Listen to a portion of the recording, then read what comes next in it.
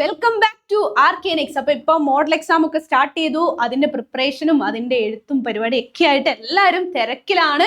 ഇനി ഈ model exam കഴിഞ്ഞ് നമുക്കൊരു ചെറിയൊരു സ്റ്റഡി ലീവ് ഉണ്ട്. അത് കഴിയുമ്പോഴത്തേക്ക് നമ്മുടെ ബോർഡ് എക്സാം വരും. അപ്പോൾ ഈ സമയത്ത് നിങ്ങൾക്ക് ഒട്ടും, അതായത് ഒരു മൈക്രോ സെക്കൻഡ് പോലും കളയാനില്ല എന്ന് പറയാം. അത്രയും തിരക്ക് പിടിച്ചൊരു സമയമാണ് അല്ലെ? യെസ്. അപ്പോൾ മിസ് വന്നിരിക്കുന്നത് നമ്മുടെ ചാപ്റ്റർ വൈസ് വെയിറ്റേജിനെ കുറിച്ച് പറയാനാണ്. അതായത് നമ്മുടെ ബയോളജി കമ്പാരിറ്റീവ്ലി ബാക്കി സബ്ജക്ട്സ് വെച്ചിട്ട് നോക്കുമ്പോൾ കുറച്ചും കൂടി എളുപ്പമുള്ള ഒരു സബ്ജക്റ്റ് ആണെന്ന് കുറെ പേരെങ്കിലും പറയും. ചിലർക്ക് ബയോളജിയും കുറച്ച് ടഫ് തന്നെയാണ്. അപ്പൊ ഈ ഒരു സമയമില്ലാത്ത സമയത്ത് നമ്മളിങ്ങനെ വാരി വലിച്ച് പഠിച്ചുകൊണ്ടിരുന്നു കഴിഞ്ഞാൽ ഇനി നമുക്ക് ഫുൾ A+ കിട്ടുന്ന ആ ഒരു ഇതിലേക്കൊക്കെ എത്താൻ വളരെ ബുദ്ധിമുട്ടായിരിക്കും. ഓക്കെ, അപ്പൊ നമ്മൾ ഇനി പഠിക്കേണ്ടത് എങ്ങനെയാണ്? കറക്റ്റ് ആയിട്ട് ചാപ്റ്റർ വൈസ് വെയിറ്റേജ് മനസ്സിലാക്കി തന്നെ പഠിക്കണം. ഓക്കെ, അപ്പൊ ചില ചാപ്റ്റേഴ്സിൽ നിന്ന് വെയിറ്റേജ് കുറഞ്ഞാണ് വരുന്നത്. അപ്പൊ അങ്ങനെയുള്ള ചാപ്റ്റർ എന്താണ്, നമ്മൾ ജസ്റ്റ് അധികം ഡീപ്പ് റീഡിങ്ങിന് പോകാൻ നിൽക്കരുത്. ജസ്റ്റ് ഒന്ന് വായിച്ചു പോവുക, അതിനകത്ത് മെയിൻ ടോപ്പിക്സ് ഏതാണെന്ന് മാത്രം നോക്കി അത് തന്നെ പഠിച്ചു പോവുക. ഓക്കെ, ഓൾറെഡി നമ്മുടെ ചാനലിൽ മെയിൻ ആയിട്ടുള്ള ടോപ്പിക്സ് ഓരോ ചാപ്റ്ററിൽ നിന്ന് കവർ ചെയ്യേണ്ടത് ഏതാണെന്നുള്ളത് അപ്ലോഡ് ചെയ്തിട്ടുണ്ട്. അത് പാർട്ട് 1ഉം പാർട്ട് 2ഉം ആയിട്ട് നമ്മുടെ +2 കൊടുത്തിട്ടുണ്ട്, അതുപോലെ തന്നെ +1ഉം കൊടുത്തിട്ടുണ്ട്. അപ്പൊ അത് രണ്ടും നിങ്ങൾ എന്താണ് ഒന്ന് പോയി കാണുക, എന്നിട്ട് അതിനനുസരിച്ച് നിങ്ങൾ പഠിച്ചു പോവുക കേട്ടോ. അപ്പൊ നമുക്ക് ഇന്ന് ഫസ്റ്റ് ബോട്ടണീന്റെ ചാപ്റ്റർ വൈസ് വെയിറ്റേജ് നോക്കാം. അപ്പൊ ഇതേ അനുസരിച്ച് വേണം നിങ്ങൾ ഇനി പ്രിപ്പയർ ചെയ്യാൻ വേണ്ടിയിട്ട്. കാരണം നമ്മുടെ ലാസ്റ്റ് ടൈം ആണ് ഇനി അല്ലെ. അപ്പൊ നമുക്ക് ചാപ്റ്റർ വൈസ് വെയിറ്റേജ് എന്ന് പറയുന്നത് വെരി വെരി ഇമ്പോർട്ടന്റ് ആയിട്ടുള്ള ഒരു കാര്യമാണ്. അപ്പൊ നമുക്ക് സമയം കളയാൻ നോക്കാം. ഫസ്റ്റ് ചാപ്റ്റർ നമുക്കറിയാം ബയോളജിക്കൽ ക്ലാസിഫിക്കേഷൻ ആണ്. അപ്പൊ ഈ ഒരു പെർട്ടിക്കുലർ ചാപ്റ്ററിൽ നിന്ന് ഓൾമോസ്റ്റ് ഒരു 3 മാർക്ക് വരെ ചോദിക്കാറുണ്ട്. അതായത് 1 മാർക്കിന്റെ ഒരു ക്വസ്റ്റൻ ഉണ്ടാവും, പിന്നെ ചിലപ്പോൾ ഒരു 2 മാർക്കിന്റെ ക്വസ്റ്റൻ ആയിരിക്കും കാണല്. കൂടുതലും അങ്ങനെ തന്നെയാണ് വരാറ്. 3 മാർക്കിന്റെ ക്വസ്റ്റൻ ഒക്കെ ഈ ഒരു പെർട്ടിക്കുലർ ചാപ്റ്ററിൽ നിന്ന് അങ്ങനെ വരാറില്ല. നിങ്ങൾക്ക് കാണാൻ പറ്റുന്നുണ്ടെന്ന് വിചാരിക്കുന്നു. ഇനി അടുത്ത നമ്മുടെ പെർട്ടിക്കുലർ ചാപ്റ്റർ എന്ന് പറയുന്നത് പ്ലാൻ കിങ്ഡം ആണ്. പ്ലാൻ കിങ്ഡത്തിൽ നിന്ന് ഒരു 2 മാർക്ക് ക്വസ്റ്റൻ, അത് ചിലപ്പോൾ 1 മാർക്കിന്റെ 2 ക്വസ്റ്റൻ ആവും, അല്ലെങ്കിൽ 2 മാർക്കിന്റെ ഒറ്റ ക്വസ്റ്റൻ, അങ്ങനെയൊക്കെയാണ് ചോദിക്കാറുള്ളത്. അപ്പൊ ഈ 2 ചാപ്റ്ററിൽ നിന്നും അത് അത്രയും വെയിറ്റേജ് ഉള്ള 2 ചാപ്റ്റേഴ്സ് അല്ല, നമുക്കത് കാണുമ്പോൾ തന്നെ മനസ്സിലാവും അല്ലെ. ഇനിയുള്ളത് എന്താണ്, നമ്മുടെ മോർഫോളജി ഓഫ് ഫ്ലവറിംഗ് പ്ലാന്റ്സ് ആണ്. അതിൽ നിന്ന് എന്താണ് 3 മാർക്ക് ക്വസ്റ്റൻ ആണ് ചോദിച്ചിട്ടുള്ളത്. എല്ലാ തവണയും ഓൾമോസ്റ്റ് ഈ ഒരു വെയിറ്റേജ് തന്നെയാണ് ഈ ചാപ്റ്റേഴ്സിൽ നിന്ന് വരാറുള്ളത്. ഇനി അടുത്ത എന്താണ്, നമ്മുടെ അനാറ്റമി ഓഫ് ഫ്ലവറിംഗ് പ്ലാന്റ്സ് ആണ്. അവിടെ എന്താണ് 3 മാർക്കാണ് ചോദിക്കാറുള്ളത്. പിന്നെ നമ്മുടെ സെല്ലിന്റെ 2 ചാപ്റ്റേഴ്സ് നമുക്കുണ്ട്, cell the unit of life, അതുപോലെ തന്നെ cell cycle and cell division. ഇതിൽ നിന്ന് 2ൽ നിന്നും കൂടെ കൂടിയിട്ട് ഓൾമോസ്റ്റ് ഒരു 6 to 7 വരെ എന്താണ് നമ്മളോട് ചോദിക്കാറുണ്ട്. ഓക്കെ, 6 to 7 വെയിറ്റേജ് ഈ ഒരു പെർട്ടിക്കുലർ ചാപ്റ്റേഴ്സിൽ നിന്ന് വരാറുണ്ട്.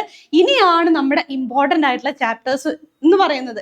ഏതൊക്കെയാണ്? ഒന്ന് ഫോട്ടോസിന്തസിസ് ഇൻ ഹയർ പ്ലാന്റ്സ്. ആ ഒരു പെർട്ടിക്കുലർ ചാപ്റ്ററിൽ നിന്ന് 5 മാർക്കിന് ചോദിക്കാറുണ്ട്. Okay, that is very important. അത് 5 മാർക്കിനും ചിലപ്പോൾ 6 മാർക്കിന് വരെ ചോദിക്കാം. ഇനി അടുത്തത് റെസ്പിറേഷൻ ഇൻ പ്ലാന്റ്സ് ആണ്. ഇത് 4 മാർക്കാണ് വെയിറ്റേജ്. അത് 4ഉം 5ഉം ആയിട്ട് മാറി മാറി വരാം. Finally we have plan growth and development. അവിടുന്ന് എന്താണ് ഓൾമോസ്റ്റ് ഒരു 4 മാർക്കിനാണ് ചോദിക്കാറുള്ളത്. ഓക്കെ, അപ്പൊ ഈ ഒരു പെർട്ടിക്കുലർ ചാപ്റ്ററിൽ നിന്നും കുറെ ഭാഗങ്ങളൊക്കെ ഡിലീറ്റഡ് ആണ്, പക്ഷെ ആ ഉള്ള ടോപ്പിക്സ് എന്താണ് മുഴുവൻ തന്നെ നിങ്ങൾ പഠിക്കണം എന്നാണ് അതിന്റെ അർത്ഥം.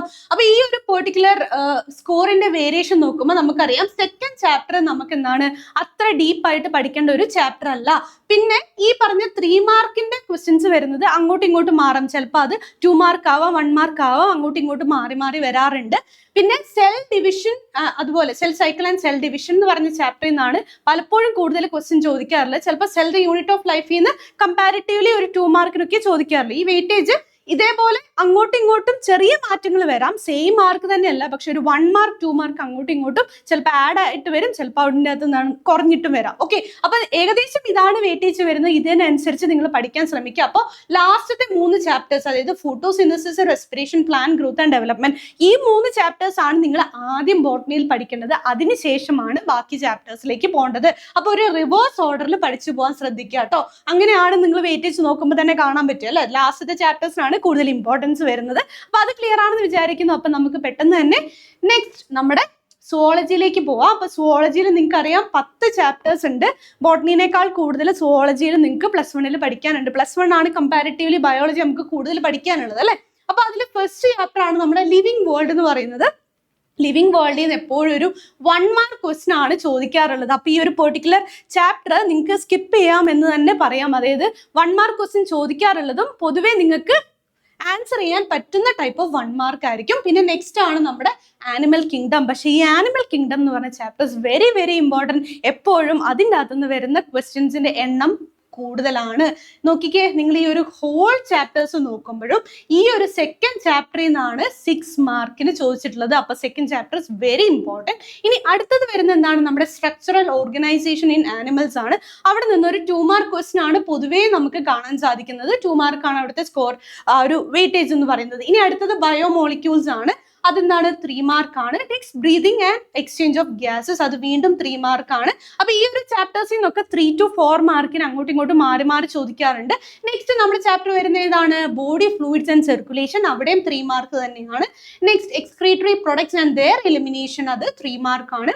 ലോക്കോമോഷൻ ആൻഡ് മൂവ്മെന്റ്, വീണ്ടും അത് 3 മാർക്കാണ്.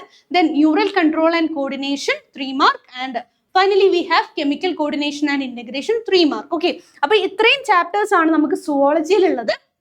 അതിൽ തന്നെ second chapter is very very important. അപ്പം നിങ്ങൾ ഫസ്റ്റ് എന്താണ്, സെക്കൻഡ് ചാപ്റ്റർ നല്ലതുപോലെ പഠിക്കുക. നിങ്ങൾക്കറിയാം സെക്കൻഡ് ചാപ്റ്ററിൽ ഒത്തിരി കാര്യങ്ങൾ പഠിക്കാനും ഉണ്ട്.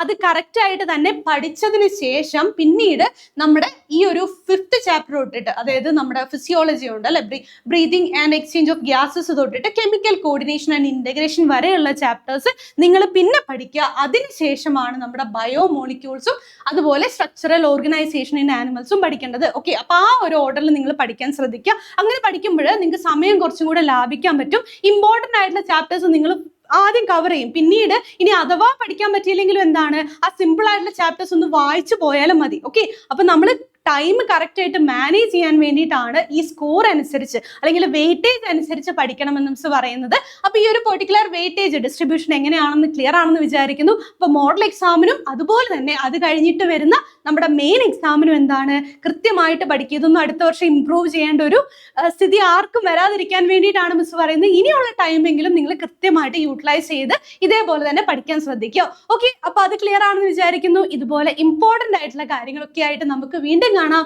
So thank you, take care and bye bye, and also all the very best for your exam.